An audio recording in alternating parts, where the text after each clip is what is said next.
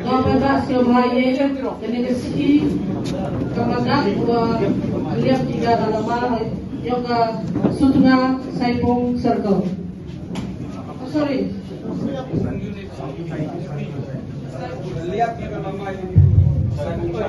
UDP Saipung circle tau Khylliap tiga Lama kata dan ibu Romi kini lengut sesisen yo wan gisaga ojo yo Khylliap ga UDP Lama tadi chakti.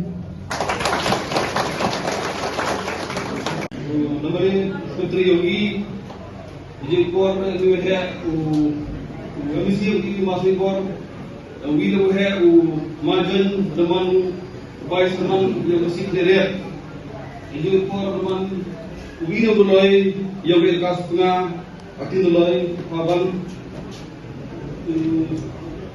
ma mentor teman di komisi dan kandidat kami yang lagi diwujud diusian. Today I am so glad that by God's grace we are all together under Saipung 5 Saipung constituency. Through NPP we all gather here, and I am also, as you know that as our chairman, our honorable president has announced that we are from Congress party. So today we will be together to fight for the people and fight for the rights for the people.